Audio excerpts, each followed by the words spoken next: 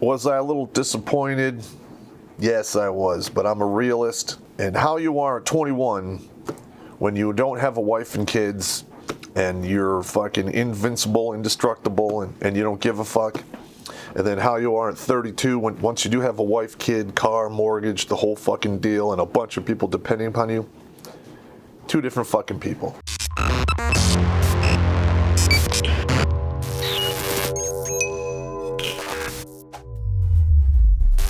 Hello, Terrence Popp here with another episode of Live from the Lair.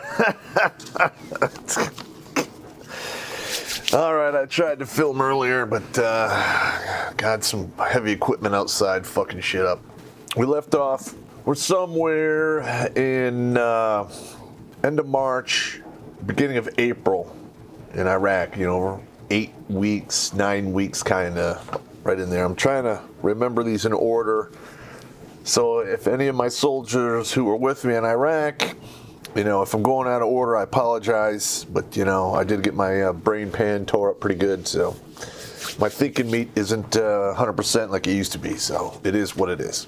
Now, when we last left off, I was talking about the tobacco dip fucking debacle. The guy who ran that was like a mafia don. I mean, he would only show up and open up his Connex like 2 hours a day. He was always, undersupplied. It was a big fucking nightmare. So when I finally got in there and talked to him, there was very strict quotas, what could be handed out, because, that shit was fucking like gold, the equivalent of gold. So after talking to the guy, like I said in the last video, there was a lot of attacks going on, and these guys were living in pretty austere fucking environment compared to how people live here in the United States. And he was all disheveled, and he was obviously pissed off, so I'm like, okay, man, what's the deal? What's going on? And he tells me that the air conditioning unit where he's staying is not working, and it hasn't been working. And when it does work, it works sporadically for a day and a half, then quits working, and you have to go put in a work order and wait anywhere from 5 to 10 days to get it fixed. And then they're constantly under threat of attack, and he's freaking out, and in the back, I'm listening to him, and in the back of my mind, evil Pop is taking notes, bad Pop is making suggestions. So I'm like, yeah, I can help you out with that, but, you got to help me out. He's just like, well, what can you do? And I'm like, well, I'll tell you what.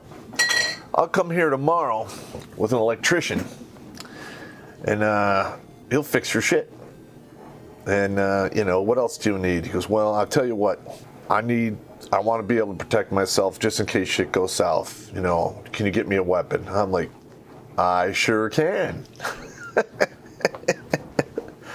And he wanted to get his hands on some booze. I'm like, that's not a problem either. So in the back of my mind, I'm thinking where I had seen all that shit before, and the gears are going, and I'm writing the script of how to square this guy away. So it gives me like a log of Copenhagen and some Red Man shoe, and I think, some Marlboro Reds and Gold Pack. I don't know. I don't use tobacco. I don't condone it, but people use it, and they get really uppity when they don't have it. Finish out the day, roll back to Abu, find the guy. See, the thing is, what the Army didn't realize, what they failed to realize about National Guard soldiers, especially infantry. You bring an infantry company in from the National Guard, these people have civilian fucking jobs.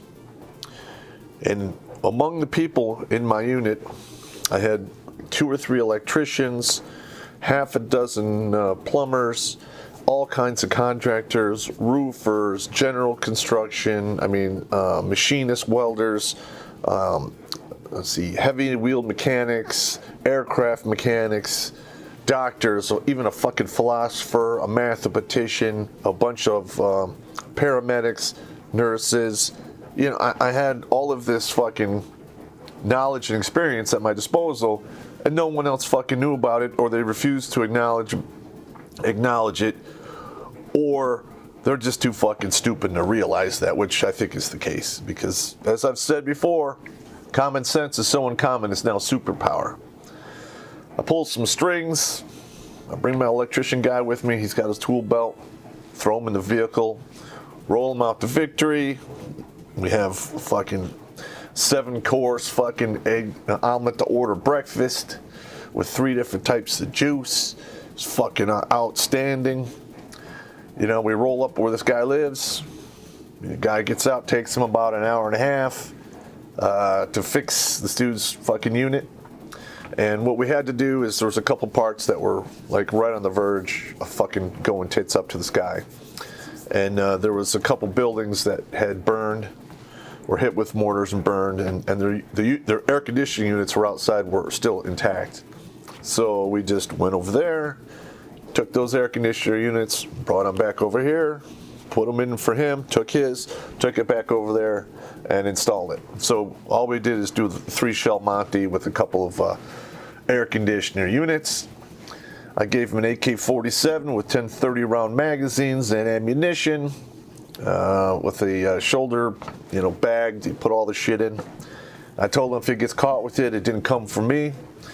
And then I knew the civilians at the end of the cell block we were living, and I went and told them the situation the night before, and they gave me 2 bottles of Jack Daniels, and I handed them the 2 bottles of Jack Daniels, and I said, listen, this is what I need from you from now on. I want you to set aside, a decent amount of tobacco for me and my men, and I'll make sure you're fucking squared away. And then we shook hands, and that was it. Never had another problem getting tobacco. So, that was one hell of a fucking horse trade and horse fuck to get that done.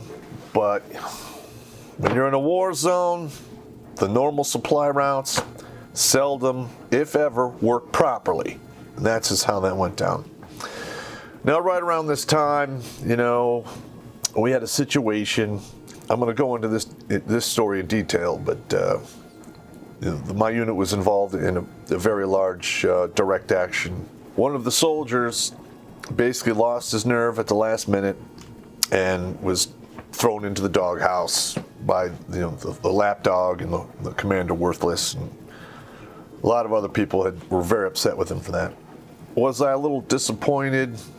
Yes, I was, but I'm a realist. And how you are at 21 when you don't have a wife and kids and you're fucking invincible, indestructible, and you don't give a fuck. And then how you are at 32 once you do have a wife, kid, car, mortgage, the whole fucking deal, and a bunch of people depending upon you. 2 different fucking people. And he thought that he was going to be able to come to Iraq and turn and flip his switch and go back to 21, and realized at the moment of truth wasn't going to happen. So he lost his nerve. So he got thrown into my room, and immediately the next day I put him on the vehicle, pulling security. And he rolled back and forth with me and the driver, until I got moved out of the position. And got his nerve back, and he was, in my eyes, fully rehabilitated. In fact, he went on to go into the active army, and I believe he retired as Sergeant First Class and did multiple deployments. In my eyes, he's redeemed. Okay, now, outside of the shop-at, for whatever fucking reason, the battalion commander decided for morale purposes, he wanted to build a barbecue. And I explained to him, I said, sir, this is Iraq. Putting a barbecue in this location is very bad. We've got literally 150 meters away was the triple concertina barbed wire. And on the other side of that were the low priority guys, and there were hundreds of them. And then there was literally 50 porta shitters about 50 meters away from where we wanted to build this fucking barbecue. Did he listen to what I had to say? No, he didn't. He's a colonel, I'm a sergeant, he's above me, and he made some stupid ass decisions. Now my driver and I, he hung out in the PX, during the days we weren't rolling out back and forth for victory, and did his deal. And he called this whole fucking fiasco the nasty Q. Want to retire someplace on the planet where the women look like this? I thought you did. But if you want to know how, first you need to go to MGTOWbooks.com and purchase MGTOW's Guide to Retiring on 200K in Southeast Asia. Don't forget to use the promo code POPP, that's P-O-P-P, for 10% off. A link is in the description. The colonel had decided he had put up the nasty Q. And once a week, he would have a barbecue out there where he would cook lunch for his battalion. They would cook the meat, they'd put it on a tray, and then me and my driver would stand back there and just watch flies crawl all over it that were just climbing all over the fucking shit, the piles of human feces in the porta-johns, the 50 porta-johns that were like 50 yards away. It was fucking disgusting. Not to mention, we had to see a sewage out there in the big open area and a couple open mass graves. They're just begging for somebody to get sick and die. I don't even know if anybody really got fucking sick. All I know is while I was in Iraq on 4 different occasions, I got really bad dysentery and had to get put on fucking an antibiotic and some Imodium to slow everything down so it would fucking calm down. That fucking sucked. Now, one of the last connections I had to make at the AFI stockyard was the connections to get the soda, all right? Now, they had the Coca-Cola, the Diet Coke, Sprite, and a lot of Fanta that was made locally, okay, in Iraq or somewhere of the other Middle East nations. And they had the old pull tab tops where you actually pull the top right off of it and discard it, and then you could drink the soda. And then they had the stuff that came over from America and the, you know, the plastic bottles and the tab cans where you open it up and the tab doesn't come off. And the difference in price between these two were fucking insane. I was like, what the fuck? And especially like the locally made soda tasted the same, and you got like, I think 1.5 more ounces out of it, and it was like 40% the price of the stuff that came over from the States. So I didn't even get the shit from the States. You know, I got all the fucking local, you know, shit they had. I got a bunch of fucking different flavors. I had no problem getting that at all because everyone was fighting for the stuff that was made in the States or came over from the West. So I really had no problem with that. I'd have to pull any, you know, crazy fucking stunts to get it because they just were they were basically giving it away. I was buying a whole pallet of this stuff for like $100, and the whole pallet of the other stuff from the state side was $225. So I'm getting it for less than half. And you know, the prices of the whole pallets of the damaged Gatorade, I was getting a whole pallet of the Gatorade for $50. And then I was selling it for roughly $1,100 in profit. All day long. I was coming back with 1 or 2 pallets of this Gatorade, you know, at least twice a week. I was selling it like hotcakes. And, you know, it went pretty good. And I had a satellite phone. Now, my commander had ordered me and actually watched me box up my satellite phone at Fort Bliss and mail it back home. Because he didn't want anybody to have satellite phones because it wasn't fair. Well, fuck them. I'm sorry you're not thinking ahead and you guys are fucking outside the box or not inside the box thinkers. Fuck that. So I did. I mailed it fucking home. Then I called my now ex-wife, the whore, and I told her, you know, once I got to Iraq, I gave her my address and mail it fucking back. And I remember, you know, I would call her up and I would ask for shit to be sent to me, and some of it was pretty crazy, but you know, thinking back on it, but it was stuff that was needed we couldn't get our hands on. And I remember once she's just like, well, why do you want that? And I said, woman, I don't give a fuck if I call you and ask you to send me impossibility fucking widgets. All you do is say yes, you throw it in a fucking box, and you send it to me. No questions asked. Because if I'm asking for it, I probably fucking need it. Now just execute, okay? You know, I didn't make it a habit of talking that way to my now ex-wife. In fact, I think I only I think we fought 3 times, and I never went to bed angry at the woman until she put a big-ass knife in my back, but we'll get to that one way down the road. Okay, so I had the satellite phone. What I did is, we would drive to the stockyard and the supply yard, and on the way there, we went by basically the Paladin unit, which was the artillery for Victory. And I think the Paladins have a 155 cannon on them. Maybe it's a 105, I don't remember. I'm not up to speed on it. And I went in there and I shot the shit with those guys, and their commander and their first sergeant, they're pretty cool. Everyone had satellite phones there. The commander, the first sergeant, so I got their satellite phone numbers. The 2 battery commanders and their platoon sergeants, I got all their satellite phone numbers. I wrote them in my fucking book, and I said, listen, and I was in there talking. I'm like, this is where I live, and I am in Abu Ghraib prison. Right? I am in the center of the universe for the bad mojo and bad karma for the United States Army, the armpit of the reality in the middle of the Sunni Triangle. And they're like, ooh, because, on the same map on their wall, they have the list of all the attacks that are taking place. And I think we're getting like somewhere around 2,200 attacks a day across all of Iraq. And in the area in the Sunni Triangle was like responsible for 2/3 of that.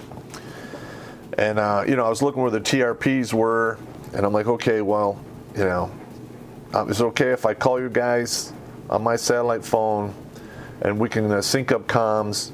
And, next time you guys fire on the TRPs, because there was a couple that were near us, I'll help you spot them in. I have no problem doing that. And they're like, cool, yeah, not a problem.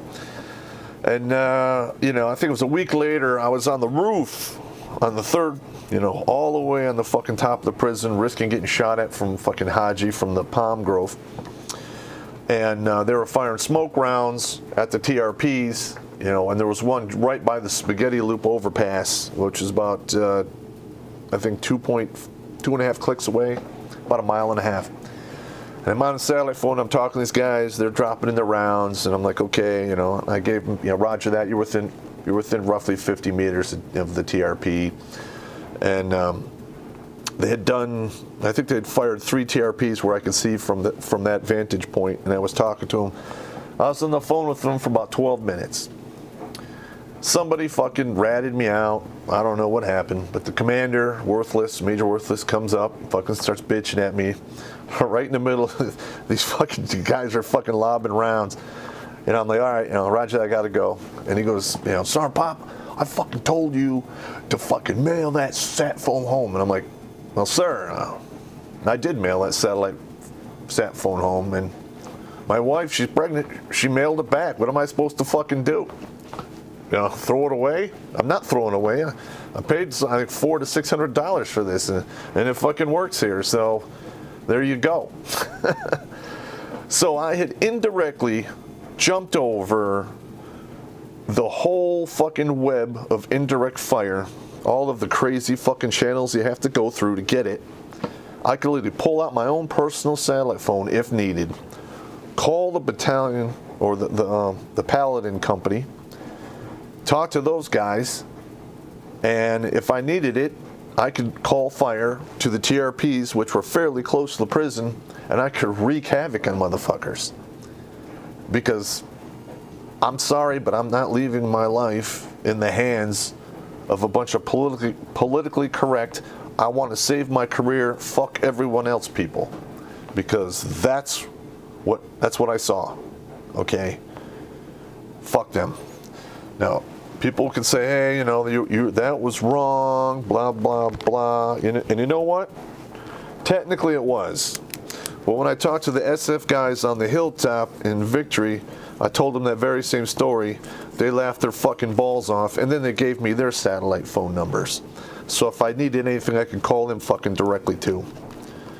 Okay, now, during this whole time, I had gotten, I was fucking pissed off because I was running a fucking PX. Basically, I got mobilized and sent all the way to fucking Iraq to do fucking retail in a combat fucking zone. I got a hold of my my old SFODA, who was in Iraq at the same time, and I was trying to work out a backdoor drug deal to get me just taken out of the 425 and reassigned to the Special Forces so I could finish the rest of my fucking tour, kicking down doors and zeroing people out and the shit I was fucking exceptionally good at. And, you know, that was going on in the background.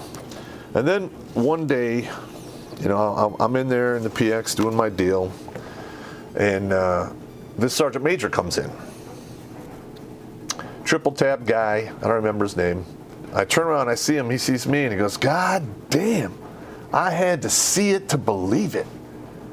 And I'm like, "What are you talking about, Sergeant Major?" He goes, "What general did you punch? Who the fuck did you choke slam? Or whose wife did you bang to wind up running a fucking PX in a combat zone?" And I'm like, "Sergeant Major, I don't fucking know. So, you know, if you find out, could you please come back here and let me fucking know, because this shit is just fucking shameful." He goes, fucking A right, I will, Sergeant." You know, he buys the Popp special, two Gatorades and a Funyun, and he fucking leaves. Now, I didn't think anything was going to happen. And it took like a week and a half for that to sink in. We're going to move on to some other stuff. On 3 different occasions, and one of them was very close, we rolled by convoys that were absolutely decimated on the side of the road. Now, I remember we're at the clearing barrels. And what that is like when you come on the post, you stick your weapon in this barrel full of sand and you clear it, take the ammo out of it, and then take the magazine out. And then you do a little test fire to make sure there's nothing in the chamber. You know, put the round back in the magazine, put it in your ammo pouch, sling your weapon, and because you're not going to need it when you're on victory. If you do, shit has gone fucking crazy south. So we're at the clearing barrels, and we're lock and load. Weapons on safe. We're ready to go, and there's a convoy in front of us.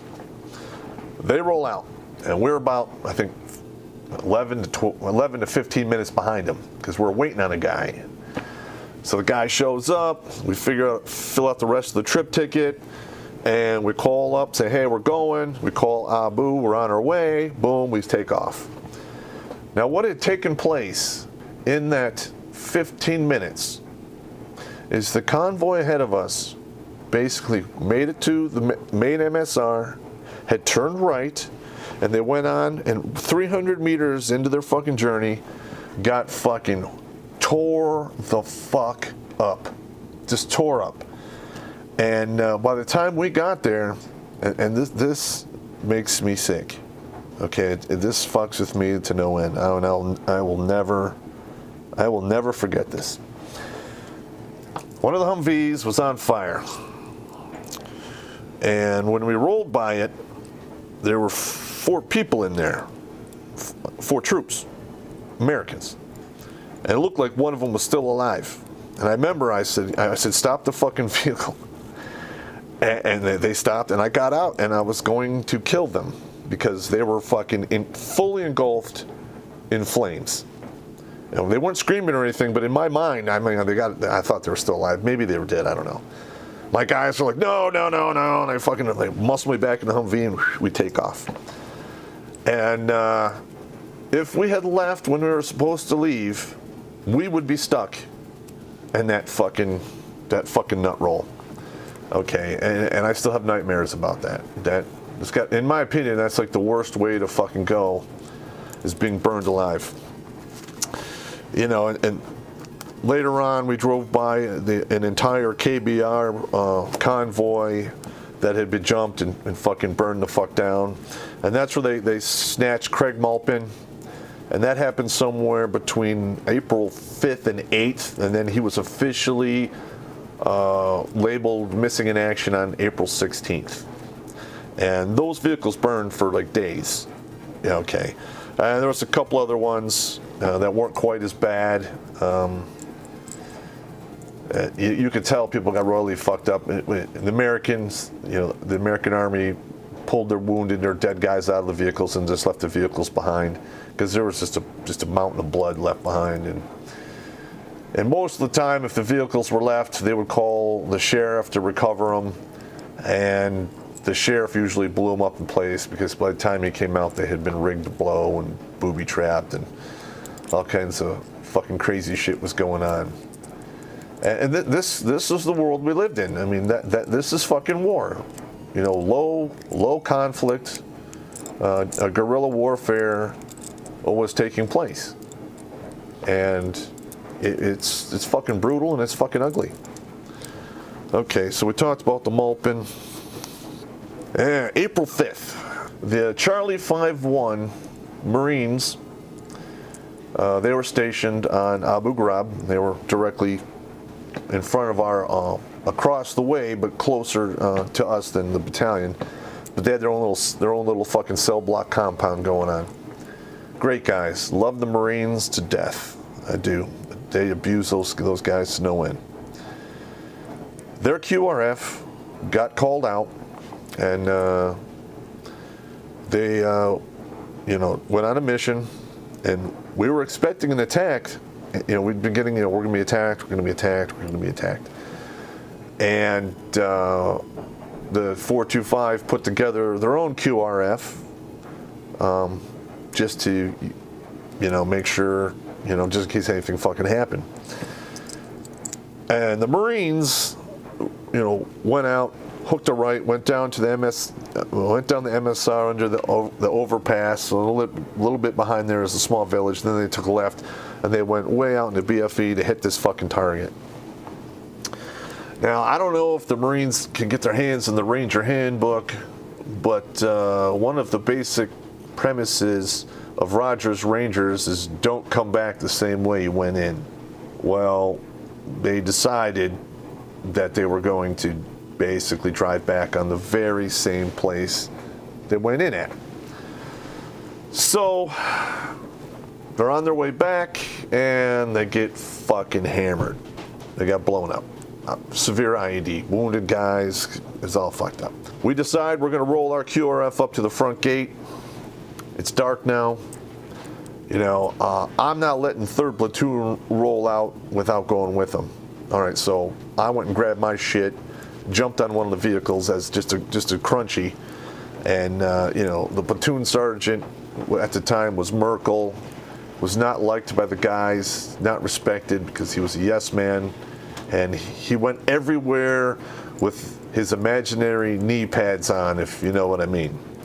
I'm not going to say he was a coward, not in combat, but he was a moral coward. So he refused to do the right thing or say the right thing when it needed to be said. He was a yes man. I know he didn't like me being there because I was basically usurping his authority because I used to be the 3rd Platoon Sergeant, but I don't care. So I'm standing there, and actually we're in the vehicle, and we get some indirect fire coming in, and I get out, and I thought everyone's going to get out too, but they're still sitting in the vehicles. And I'm like, what the fuck you doing? Get out of the goddamn vehicles. And everybody got down, laid down, and then one of the inner towers just starts fucking going crazy and firing, machine guns over the wall, somewhere out in the front. We can't see where it's going on. And then the tower where our guys are at, they start fucking going crazy, and then the radio goes nuts. They're seeing people on thermal. It's gonna go down. So I'm like, holy fuck. I run up to the tower where the Marine Reserve unit was running, and they're fucking 240. I couldn't even traverse to a new final protective line because they were going the wrong way, and their shit was like bolted down. I couldn't move it. So I called one of my guys up with a 60, one of the good ones, gave him 2 cans of ammo. I said, all right, your FPF is right here. If people start running in here, you fucking mow them the fuck down. I jumped on the radio. I called back to the Black Talk and I said, I need a Mark 19 on a Humvee and as much ammo as it'll hold right fucking now. So about 4 minutes later, it rolls up, and the tower is still hammering away on the 60, so I know they're running low on ammo. I grab some more 30 cal ammo, I run it down there, I roll up there, I give them like another 6 boxes, get back down, get in the vehicle, and I roll the Humvee up through the front gate, and I tell it to fire a burst into the fucking, near the overpass that's like 2.5 clicks away.